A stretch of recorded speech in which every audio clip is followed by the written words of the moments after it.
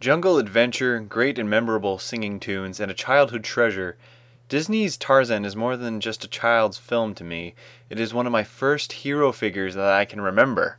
My name is Jeremy, and I host Listening to the Movies on 101.7 Civil Radio or on www.civl.ca.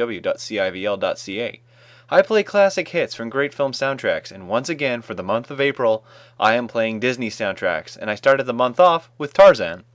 Adapted from the novel written by Edgar Rice Burroughs, the story is about a young boy whose parents shipwreck on the coast of Africa and are killed by the local jaguar predator, Sabor. Suffering the loss of her own infant, a female ape named Kala finds the boy and takes him in as her own. Her mate and leader of the clan, Kerchak, does not fully accept him as his own, however. Over the years, we see Tarzan grow up and adapt to the jungle. In an intense showdown, he kills Sabor and attempts to connect with Kerchak, who for so long has disowned him.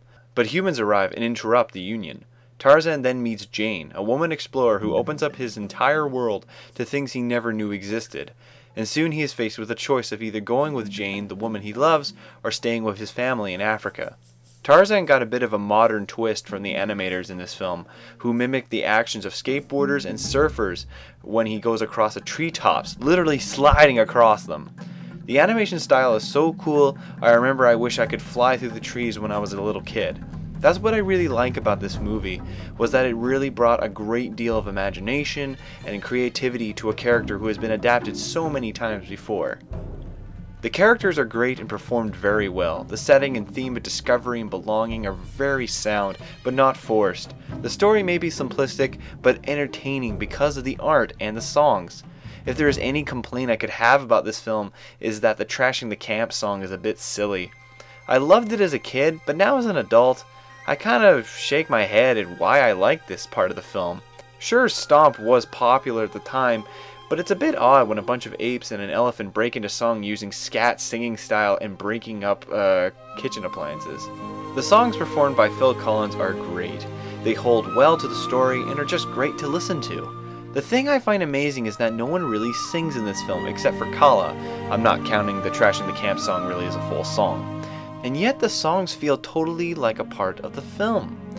What I'm referring to is that in most Disney films that you are used to, the characters sing their own songs like The Jungle Book or Hunchback of Notre Dame. I am praising Tarzan's use of Phil Collins and making the song so important to the structure and the story that I can actually remember them almost by heart, and that despite that there's no characters that sing them, they feel like they are truly part of the film. I loved Tarzan as a kid and I love it now as an adult. I can never get enough of the tree sliding or the Phil Collins songs. The entire message of choosing who you are and who you should be is a great message for kids and a bit of a wake-up call possibly for adults. Of course I am not condoning children go into the jungle and live as apes, but it gives hope to those who question who they are and what they should do. The song Strangers Like Me reflects on that, as well as the motions of discovering who one is and what they may be missing in life. It plays both sides as well and really develops the story and the characters, which is just great.